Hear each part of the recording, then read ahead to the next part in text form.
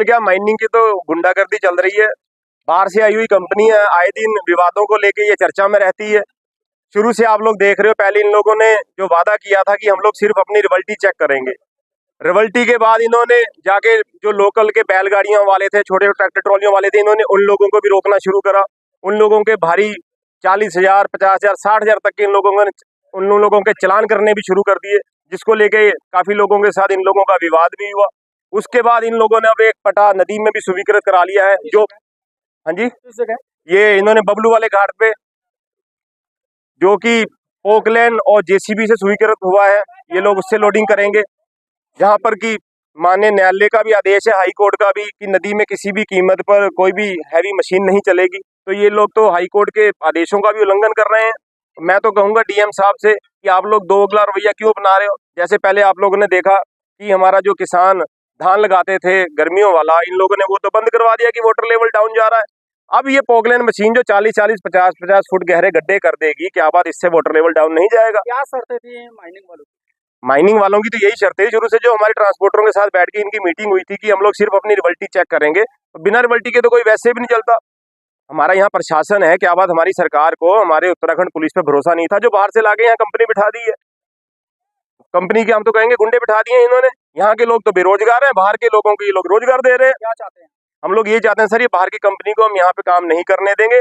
हमारे लोग देखिए, सभी झोपड़ झुग्गियों वाले लोग यहाँ पे सभी इकट्ठे हैं, जो नदी में से थोड़ा बहुत कमाते थे, शाम को खाने के लिए हो जाता था इन लोगों के लिए। इन लोगों ने उस चीज पे भी लगाम लगा दी। हमारे यहाँ के लोग कहाँ जाएंगे? ये लोग आए खनन कर रहे हैं हमारे ऊपर से, ये लोग अपनी पोकलेन और जेसीबी निकाल के ले जाएं, ऐसे तो हम लोग इनको यहाँ से जाने नहीं देंगे। क्या कहना चाहिए?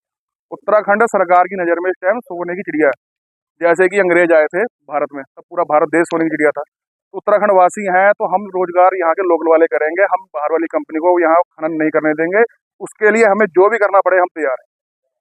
क्या कहना चाहेंगे माइनिंग वाले की किस प्रकार की क्या मांग? माइनिंग वालों की शर्त थी कि वो पक्का माल रोकेंगे, पक्के माल को रॉयल्टी देंगे, उसके अलावा ना मिट्टी छेड़ेंगे ना आरबीएम छेड़ेंगे। अब वो मिट्टी को भी रॉयल्टी दे रहे हैं और आरबीएम वालों को परेशान कर रहे हैं। और यहाँ नीचे पट्टा रखा है, यहाँ पे 12 एकड़ का बबलू गेट पे, यहाँ वो जेसीबी चलाएंगे, पोकलेन चलाएंगे। हम उसके विरोध में है, पूरा विरोध करेंगे। हम उन्हें यहाँ पे किसी कीमत पे नहीं चलने देंगे, रास्ता तक नहीं बनाने देंगे उन्हें। रास्ता भी अंदर घुसने की बात तो बहुत दूर की बात है। का प्रभाव पड़ेगा, असर पड़ेगा? सब असर तो बहुत पड़ेगा। अगर ये मशीनों के द्वारा माइनिंग होगी तो यहाँ का ट्रांसपोर्टर, मजदूर सब बेरोजगार हो जाएगा। और यहाँ इनका पट्टा स्वीकृत हुआ है, वहाँ से तो ये कोसी बांध की दूरी भी बहुत ज़्यादा कम है।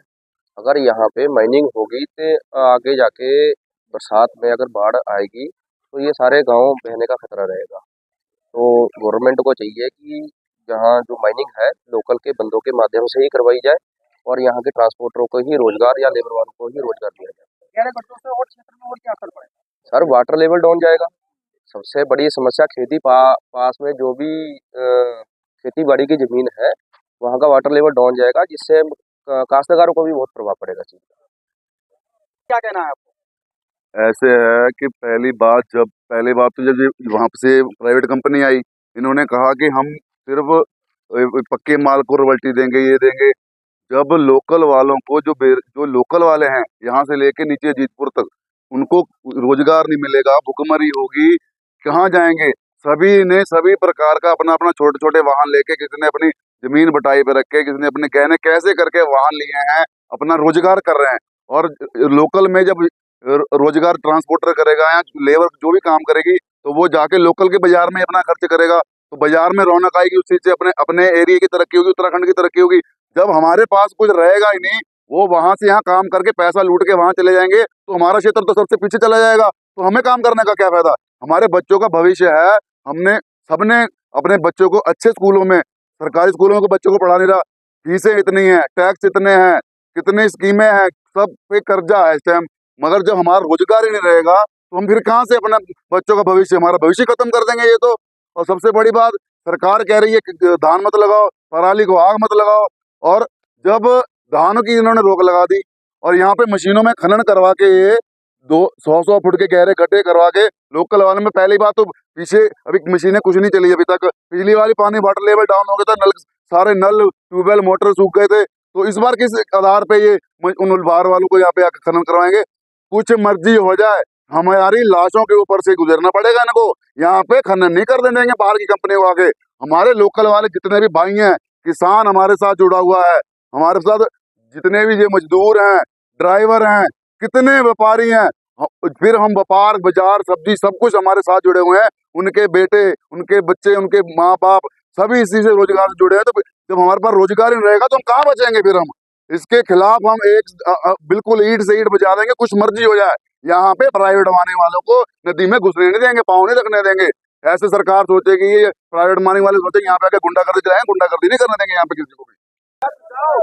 ये जो है पोगलैंड मशीन से खनन कार्य जेसीबी आदि से करना चाह रहे हैं, तो वो हम पूर्ण रूप से बंद करवा देंगे। पोगलैंड मशीनें जेसीबी आदि से खनन कार्य नहीं होने देंगे। हमारे गांव का रामजनपुर का जल स्तर वाटर लेवल बड़ा डाउन है, पानी की समस्या आ रही है, नल हैंडपम्प सूख जा रहे हैं। पोगलैंड चलेगी तो त्राही त्राही हो जाएगी। पानी की समस्या आम लोगों को बन रही है और दिन पर दिन बढ़ती जा रही है। और ये पोगलैंड चलाएंगे जिससे कि गड्ढे 40-40 फुट गहरे कर देंगे। हमारे गांव के बच्चे, गाय, भैंसें जाती हैं, जिससे कि वो मरने का काफ़ी खतरा बना हुआ रहेगा। और हमारे जो बांध रोड है, इसकी दूरी भी करीबन 50 मीटर है, जिससे कि हम पोगलैंड कार्य बिल्कुल पूर्ण रूप से प्रतिबंध लगाया जाए, यही कहना है। परसों जो है हम माननीय डीएम साहब के ऑफिस जाके हमको ज्ञापन दे के आए हैं, जिसमें कि हम प्रधान संघ अध्यक्ष, 10 प्रधान, बढ़िया बक्सी के, रतनपुरा के और रामजनपुर का मैं खुद गया था वहाँ, तो हम उन्हें डीएम साहब को ज्ञापन दे के आए। क्या मांग यही करिए कि पोगलैंड जेसीबी पूर्ण रूप से प्रतिबंध लगाया जाए, हम खनन कार्य नहीं हो।